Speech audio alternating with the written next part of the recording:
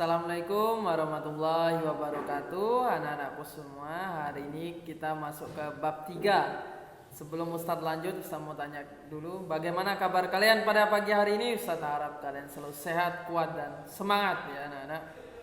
Anak-anakku sekarang belajarnya tentang cita-citaku menjadi anak soleh. Coba di rumah yang mau jadi anak soleh angkat tangannya, siapa aja ya? Pasti banyak ya yang mau menjadi anak soleh ya. Karena luar biasa kalau ini ya cita-cita kita jadi anak soleh ya. Lanjut, ini Ustadz hanya terangin melalui gambar sekarang biar lebih mudah kalian memahami. Kalian nanti bisa sambil Ustadz terangkan, kalian bisa buka bukunya halaman 22 ya. Halaman 22 itu tentang orang jujur disayang oleh Allah ya. Jadi kita ambil contoh yang pertama anak. Jujur yang pertama itu adalah jujur sama Allah. Seperti apa jujurnya Ustaz? Contohnya kita sudah melakukan perintah-perintah Allah, itu sudah jujur terhadap Allah.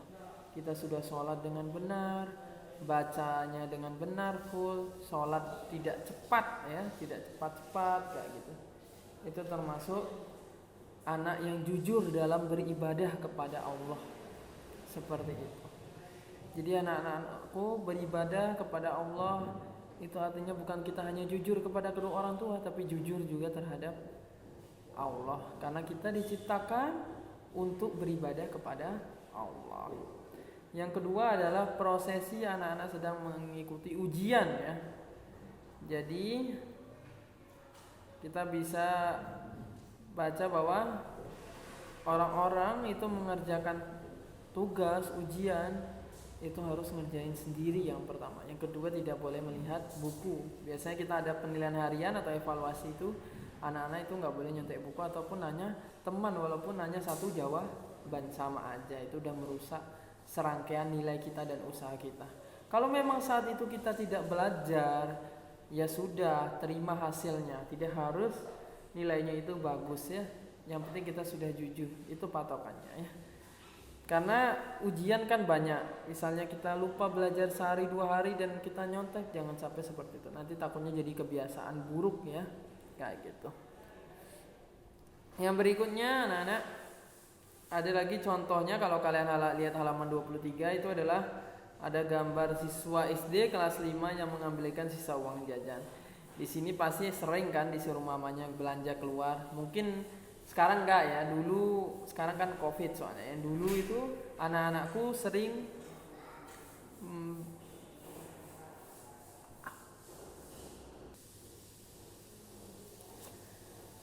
yang berikutnya itu gambar siswa SD anak-anak, jika kita dikasih uang belanja, anak-anakku bisa mengembalikan sisanya, atau memang kalau dikasih ya sudah ya. Tapi harus ingat bahwa kembaliannya harus dikembalikan kepada kedua orang tua kita ya.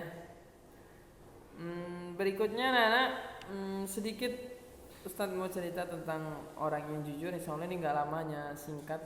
Ustadz akan persingkat hanya 5 menit ya. Jadi anak-anak, dulu ada namanya ulama yaitu Muhammad bin Sirin. Jadi dia terkenal dengan kejujurannya ya. Ini ceritanya singkat, sebenarnya panjang ya. Kita bisa cerita mungkin 1 jam pelajaran itu saya cuma cerita ini. Karena ini penting sekali, pokok pembahasan kita itu tentang jujur dan bagaimana sih jujur itu, contohnya seperti apa. Nah ini dia, ada contoh orangnya yang dia benar-benar jujur ya. Dia namanya Muhammad bin Sirin, seorang tabi'in, dia ahli tafsir mimpi ya anak-anak. Jadi ketika itu dia ini seorang pedagang ya, pedagang. Dia itu dititipkan, dia itu pedagang dan ada pedagang lain menitipkan madu sama dia. Madunya itu 25 lebih 100 kilo mungkin ya, hampir 25 hampir 100 kalau nggak salah. Itu diangkat oleh 10 orang dan ada orang nitip jualan sama Muhammad bin Sirin. Nah, dia titip madunya di tokonya Muhammad bin Sirin. Paginya ketika Muhammad bin Sirin itu buka toko anak-anak, dia lihat ada tikus mati di atasnya. Kira-kira nih, kalau kalian jadi pedagang nih, madu nih besar banget nih, 1 gentong isinya 50 kilo mungkin ya. Kalian kira-kira itu ambil tikusnya sedikit, buang madunya sekilo 2 kilo, atau ambil 20 kilo, kan masih sisa nih banyak, 30 kilo tuh, atau dibuang semuanya aja, kayak gitu. Kira-kira apa yang kalian lakukan? Jawab dulu ya. 1, 2, 3, 4, 5. Nah ternyata anak Muhammad bin Sirin tuh, dia suruh pegawainya angkat madu ini dan buang. Padahal madu itu belum lunas ya, itu orang nitip jualan. Akhirnya diangkat madu ini, terus orang-orang pasar tuh melihat Muhammad bin Sirin. Kenapa ini, kenapa, dia tanya. Tadi pagi ada tikus mati di atas madu ini. Karena saya tidak mau menipu orang-orang muslim yang beli kepada saya, maka saya buang madu ini, dialirin ke sungai biar nggak ada yang pakai sekalian gitu ya. Akhirnya madu ini dibuang anak-anak. Ketika itu orang itu datang yang punya madu ini, Muhammad bin Sirin, mana madunya? Diceritain kalau madunya itu kena tikus segala macam dan dibuang oleh Muhammad bin Sirin. Akhirnya anak-anak, Muhammad bin Sirin waktu itu dikasih tempo 3 minggu untuk membayar dan tidak dapat membayar. Akhirnya dilaporkanlah Muhammad bin Sirin ulama ini ke pengadilan. Dilaporkanlah ke pengadilan bahwa dia tidak sanggup membayar madu ini. Maka pengadilan itu ngetok tok Muhammad bin Sirin, karena kamu tidak bisa melunasi hutangmu, dia bilang kayak gitu sama hakim, maka kamu akan dipenjara sampai madu itu lunas sama orang itu, yang tukang madu itu yang memenjarakan dia. Akhirnya kata Muhammad bin Sirin bilang apa? Luar biasa anak. Orang-orang dulu itu berimannya luar biasa. Dia bilang apa? Penjarakan saya memang bersalah. Akhirnya Muhammad bin Sirin di penjara ketika itu. Ulama ya anak, itu di penjara. Coba kita lihat orang-orang sekarang, kalau di penjara nangis segala macam. Tapi Muhammad bin Sirin tidak. Ketika Muhammad bin Sirin di penjara sambil menunggu pertolongan Allah, ternyata malamnya itu Muhammad bin Sirin kenal sama kepala penjaga penjara. Dibilang sama kepalanya, kalau Muhammad bin Sirin mau keluar malam hari bisa, dia nanti yang jagain gitu. Akhirnya Muhammad bin Sirin bilang, saya tidak akan keluar dari penjara ini dan saya akan terus menunggu pertolongan Allah. Muhammad bin Sirin dikasih kesempatan nih keluar ketemu keluarganya, tapi dia tidak mau, dia bilang. Akhirnya anak-anak,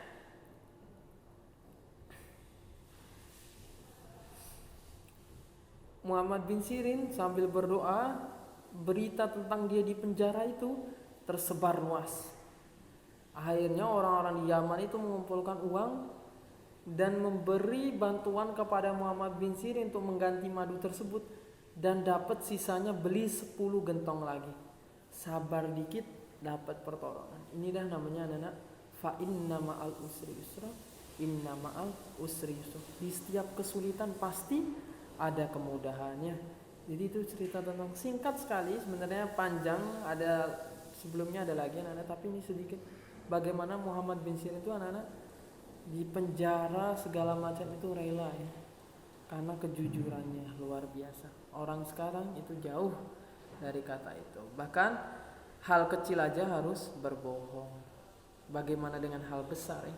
Makanya itu selalu berpegang pada kejujuran. Yang berikutnya adalah, nih masih anak-anak kita belajar tentang gambar. Kalian buka halaman 20 di buku paket, ada halaman 24, yaitu hormat dan patuh kepada kedua orang tua. Orang tua kita terdiri atas ayah dan ibu ya, yang di rumah kayak gitu. Karena pernikahan mereka melahirkan kita, Ustadz juga ya. Ibu kita itu mengandung selama 9 bulan ya. Capek ketika kita melahirkan, diberikan pakaian, minuman segala macam, itu luar biasa. Bahkan menyekolahkan kita di sekolah yang bagus ya anak-anak, demi pendidikan kita agar kita menjadi anak yang saleh ya, kayak gitu. Dan orang tua tidak akan berhenti mendoakan anaknya. Makanya itu pastikan kita memberikan balasan yang setimpal, itu juga belajar yang rajin, bersyukur ketika sudah diberi pakaian, makanan ya anak, dan diasuh dengan baik. Itu balasan kalian harus kepada orang tua. Berikutnya itu hormat dan patuh kepada guru ya.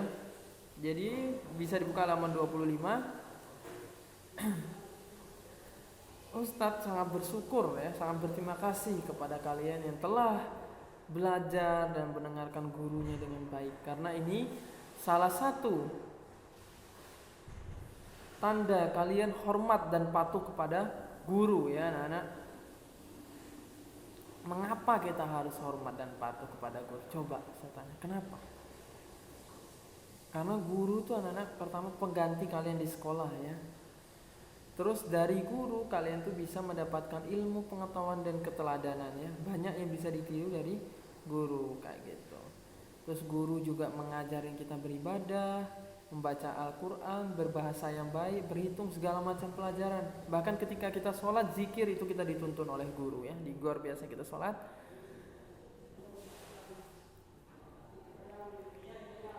Dan selama itu Ustadz juga membimbing kalian di sekolah. Sudah seharusnya anak-anakku bersikap hormat dan patuh kepada mereka. Jadi pastikan kalian selalu hormat dan patuh kepada guru. Contohnya sikapnya ini bisa juga kepada orang tua.